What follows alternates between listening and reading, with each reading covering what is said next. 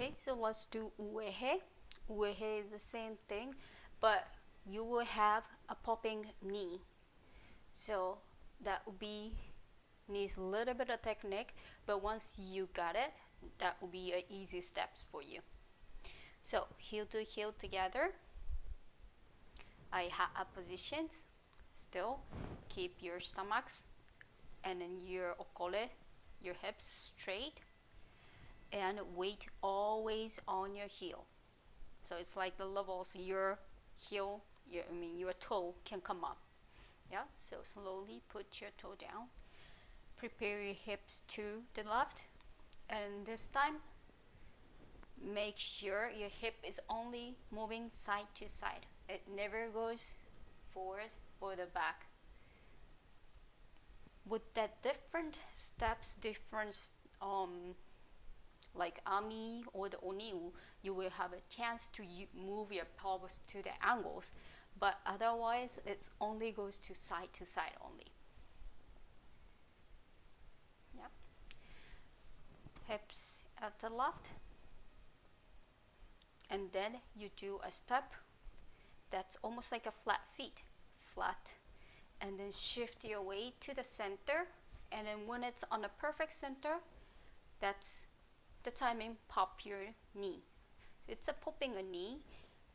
Some people say bringing up the heel, but bringing up the heel is difficult to just in your brains.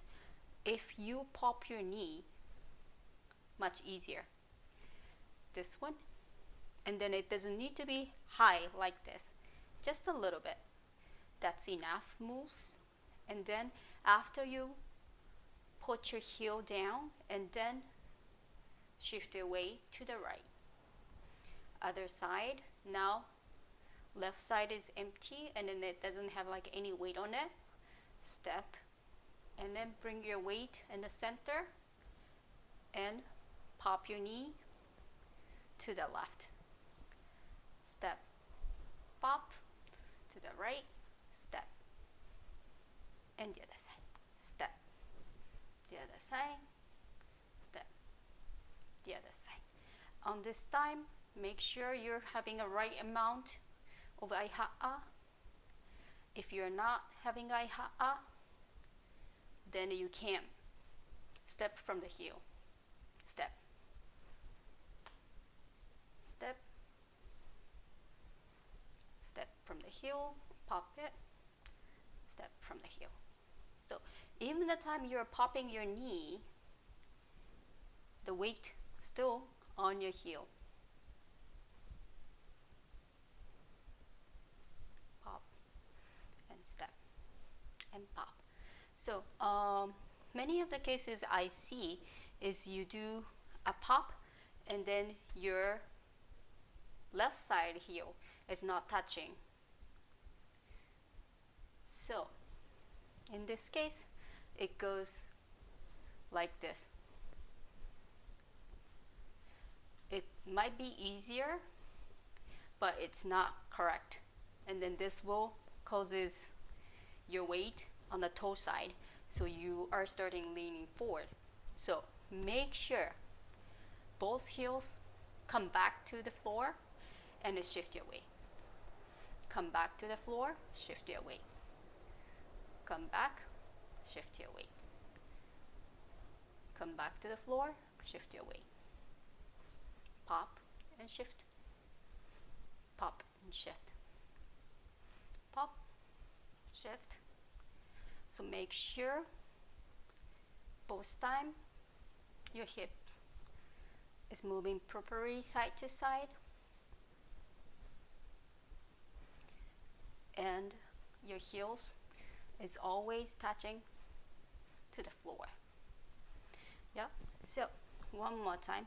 The things that I don't want it is one heel is not going back to the floor. With this case, your upper body, the posture is coming forward, and then your shoulder start moving up and down.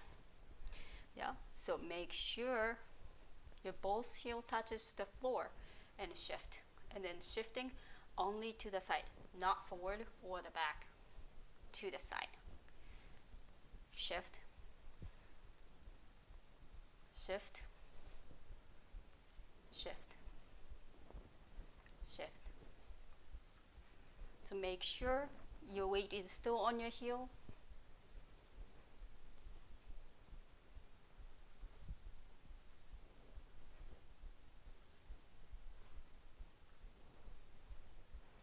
So some hula might have that pop knee more out the side, but for our hula, for the women, wahine, we have a knee straight. So if you have that traditional, it goes out, you can do that. So for hula, there is many different traditions, and you can follow your kumus.